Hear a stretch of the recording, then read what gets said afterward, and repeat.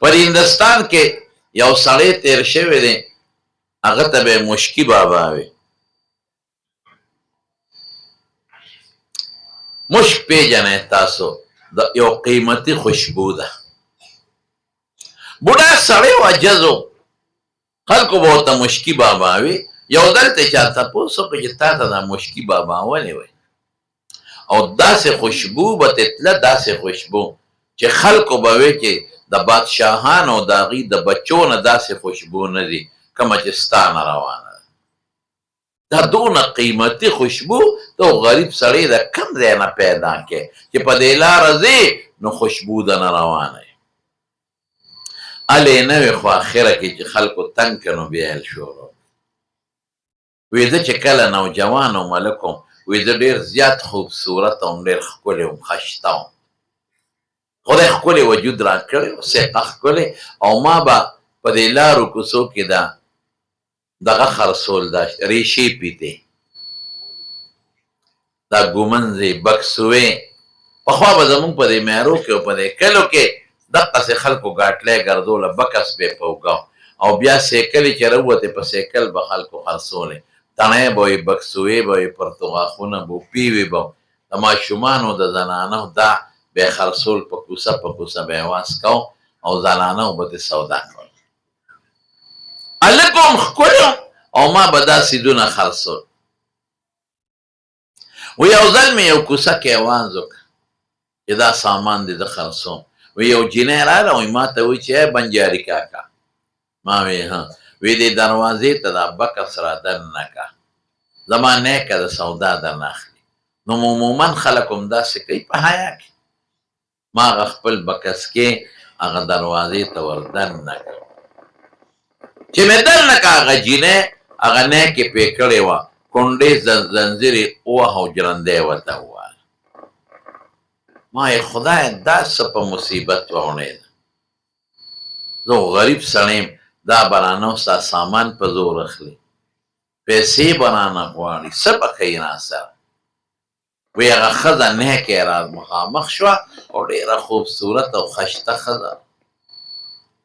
وی ما ته وی چې یارېږه ما، راځه مونږ یو مقصد له تا پسې ور بند کړه، چې څوک رانه شي. پوه شوم ورو. وی راځه.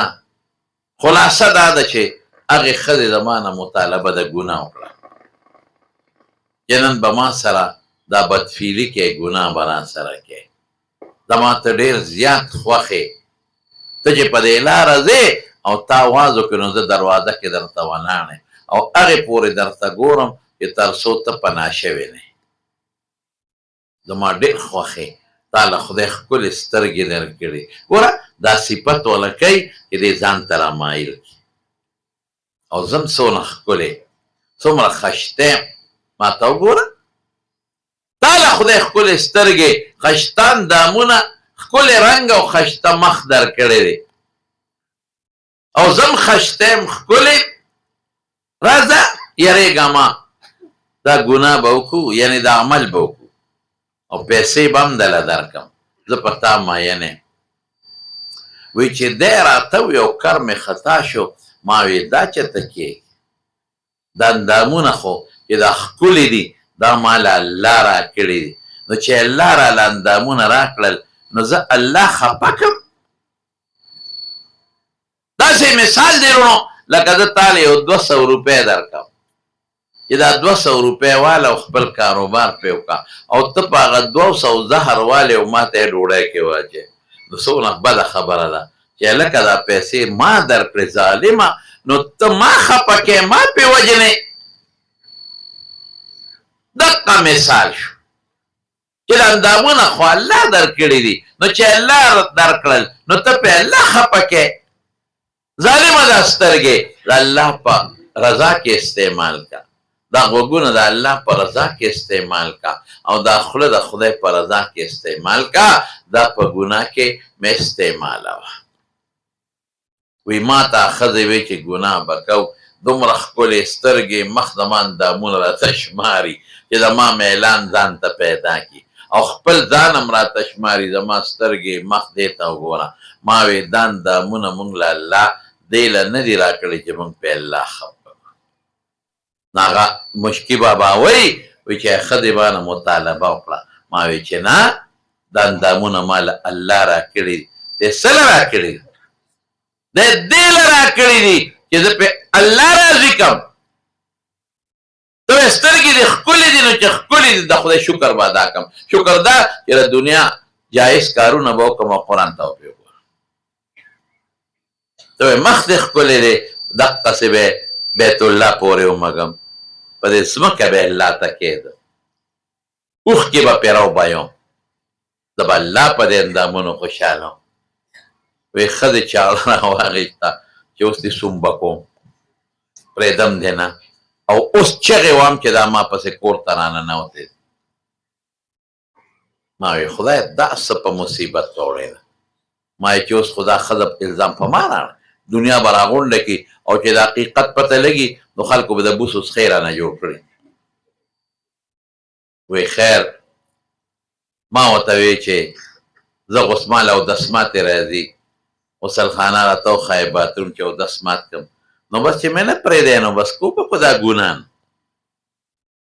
وایي چې دغه غسلخانه ده ورځه اودس مات کا، صابون پکې دی، ځان ووینځه، راځه مړه ته به مړه خوشحاله کړې او زه به مړه خوشحاله کړم او بیا پیسې به هم درکړم.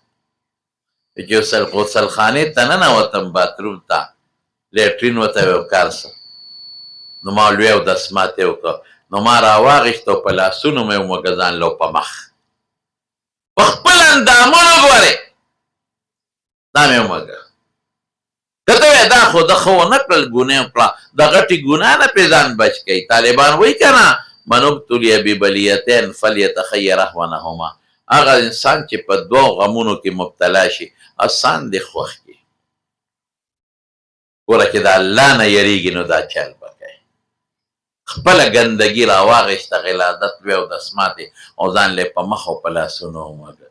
وایي چې بار راووتم او دې ښځې ما ته وکتل، چغې کړه وایي لیونیه خدای دې بېخوباسه ټول کور دی د ګلو راله ولاړه، هله دروازه کوله که ځه خدای دې. ما وایي که سوی را دې خوا کېږه لرې شه خوا چې لاسونو خپې دا خو لیونی دی، دا خو روغ نه دی.